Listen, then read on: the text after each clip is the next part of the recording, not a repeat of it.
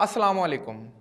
मैं हूं आपका मेज़बान आतिफ मलिक। नाजरीन, इलेक्शन 14 मई में होंगे या जुलाई की तारीख आएगी या हुकूमत की ख्वाहिश के मुताबिक अक्टूबर में इलेक्शन का इनकाद होगा।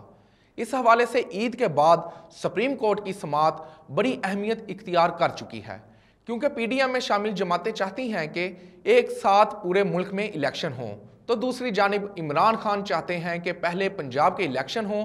वो बड़े पुरुम्मीद हैं कि पंजाब में एक बार फिर हुकूमत बनाने में कामयाब हो जाएंगे। इमरान खान कहते हैं कि 14 मई को इलेक्शन नहीं होते तो वो तहरीक शुरू कर देंगे।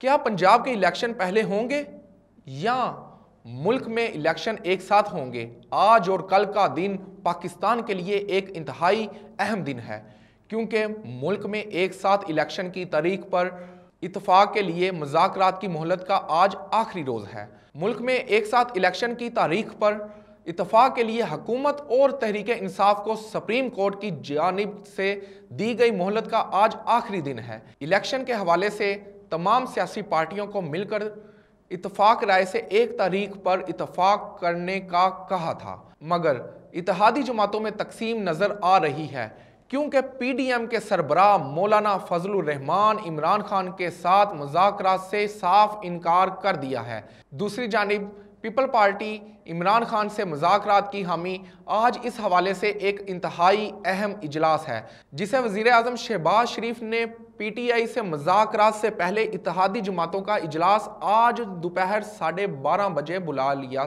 था। हुक्मरान इत्तेहाद के ज़राए ने कहा है कि वज़ीर आज़म पीटीआई से मामला तय करने पर तैयार हैं, मगर कुछ इत्तेहादी पीटीआई से मुज़ाकरात पर एतराज़ कर रहे हैं।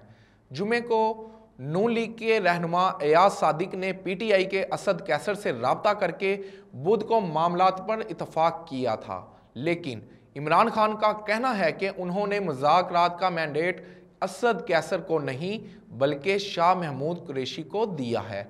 अब आज और कल का दिन इंतहाई अहम दिन है, क्योंकि कल सुप्रीम कोर्ट में समाअत है और अभी तक सियासी जमातों की जानिब से कोई खास पेश रफ्त नहीं आई।